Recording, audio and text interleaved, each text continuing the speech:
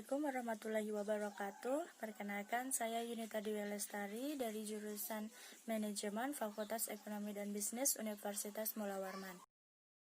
Kali ini saya akan membahas tentang pasar keuangan internasional dan penentuan nilai tukar.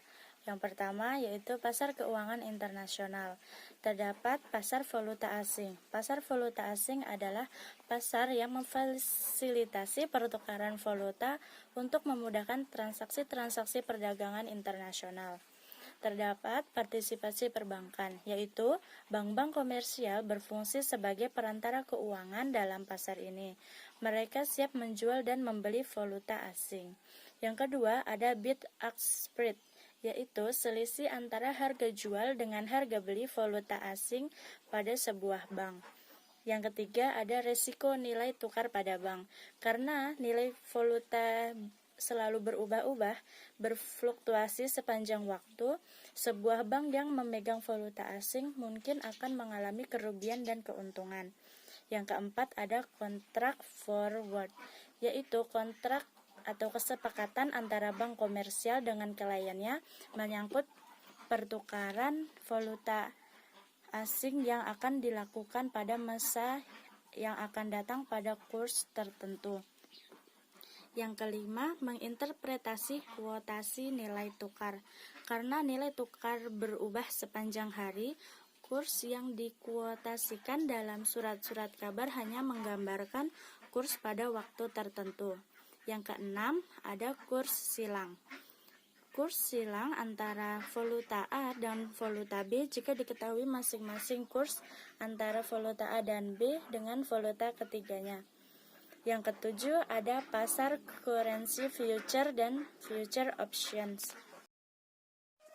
Selanjutnya ada pasar euro currency, yaitu terdiri dari beberapa bank besar yang menerima deposito dan menyediakan kredit jangka pendek dalam berbagai valuta. Selanjutnya ada pasar euro kredit. Pasar euro kredit ini terdiri dari bank-bank komersial yang sama yang melayani pasar euro currency. Bank-bank ini mengubah sebagian depositonya menjadi kredit kepada pemerintah dan korporasi besar. Selanjutnya ada pasar eurobond. Pasar eurobond adalah untuk mempermudah transfer kredit jangka panjang internasional. Yang selanjutnya ada pasar saham internasional. Pasar saham internasional ini memungkinkan perusahaan meminjam dana dari negara-negara lain, yaitu penentuan nilai tukar. Yang pertama adalah mengukur pergerakan nilai tukar. Pergerakan nilai tukar biasanya diukur dalam persentase sepanjang periode, seperti bulan dan tahun. Perubahannya bisa depresiasi maupun apresiasi. Depresiasi sendiri yaitu penurunan nilai valuta, sedangkan apresiasi yaitu kenaikan nilai valuta. Yang kedua ada equilibrium nilai tukar.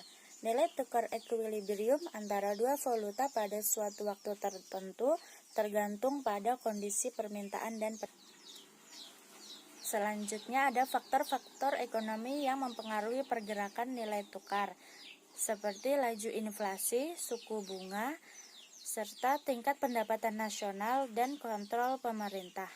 Karena faktor-faktor ini mengakibatkan perubahan dalam perdagangan internasional yang mempengaruhi permintaan dan penawaran. Terdapat dua faktor menjadi pelaku pasar valuta asing adalah laju inflasi dan suku bunga. Jika sebuah negara asing mengalami laju inflasi yang tinggi, ekspor akan menurun, sedangkan impor akan meningkat. Dan terjadilah penurunan nilai valuta. Dan jika negara mengalami peningkatan suku bunga, maka permintaan di negara tersebut akan meningkat. Dan penawaran valuta negara tersebut untuk ditukarkan dengan dolar akan menurun, yang mengakibatkan terjadinya kenaikan nilai valuta terhadap nilai dolar. Faktor yang relevan harus diperhitungkan secara stimulan untuk menilai pergerakan nilai tukar. Sekian dari saya. Terima kasih. Wassalamualaikum warahmatullahi wabarakatuh.